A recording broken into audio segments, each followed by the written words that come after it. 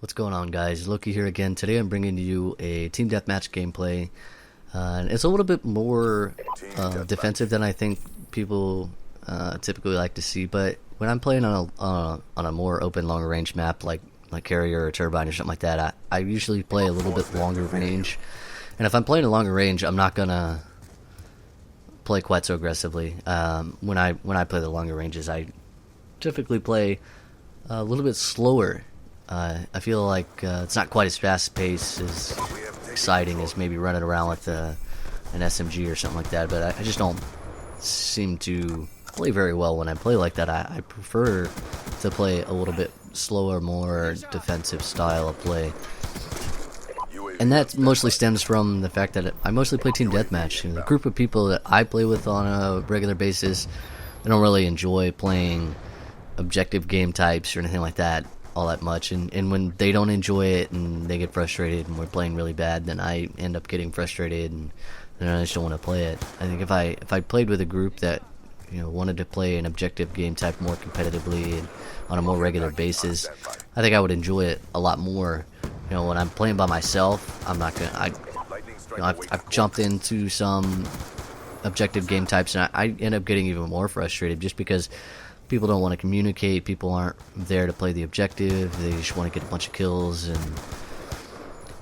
and I that's not the way I play an objective game. I play an objective game to win. I play the objective, I try to cap those flags, I try to defend those points and stuff like that, and I even go with a negative KD and lose the game, and I'm like, why? What was the point in that? I went negative KD and we lost the game, and I was unhappy with the whole thing. So I think if I had a team that actually wanted to play on a regular basis, do objective tactical games, and I would enjoy it a lot more. And I used to back in Modern Warfare 2, I played a lot more objective games because I had a group of about 4 or 5 guys that would play together on a regular basis. We would warm up with some team deathmatch and then jump into some search and destroy and the other games and just smash on these public lobbies, and it was a blast, man. I had a lot of fun doing that, but people move on, they go do other things, and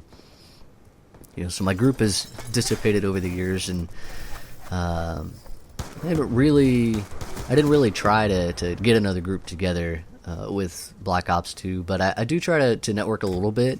If I'm playing a game, if I'm playing by myself or something like that, and there's somebody on my team or the other team that does really decent, I'll invite him to come play with me so we can trounce in some public lobbies for a couple of games. And if I enjoyed playing with him, I'll add him as a friend or something like that to play with another time. But if I didn't really enjoy playing with them, then I don't really care how good they are.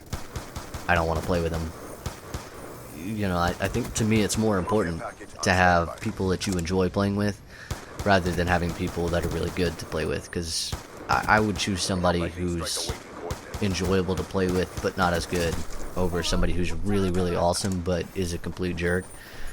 I would definitely pick the person I enjoy more, because let's face it, it's a game. I mean, I want to win, I want to do well, but not at the expense of not having fun. And same thing too, I don't want to play so bad that I don't enjoy the game. It is what it is. I think I was a little disappointed with this gameplay, not because it wasn't a good gameplay, but because I had lower kill streaks running. A lot of times, most of the time, I run with the lower kill streaks just because I feel like I play more effective that way. Because most of the time, like I said, I play team deathmatch, so I can't really, I don't really rock those swarms and K9s all that often, just because in a team deathmatch, it's not likely that I'm going to get them. Now, some people might be like, "Oh man, I can get those every other game." Well, I can't. I know I can't. So I typically roll with lightning strike as one of my highest ones, and I throw a care package in there every once in a while just to try to change it up a little bit. Maybe luck out and play that little gamble and get something useful like a lodestar or something like that. But maybe I'll take that as a challenge. I'll throw up lodestar, K9s, and swarm, and try and get a gameplay with that on there. But It probably won't be a team deathmatch. It'll probably be something else. But, well, we'll see. We'll see. Honestly, I don't think I've ever gotten a swarm. I've never put it on there. So I mean, maybe that'll be my new challenge. Once I get high enough in this prestige, I'll throw those on there and see what kind of work I can do with it.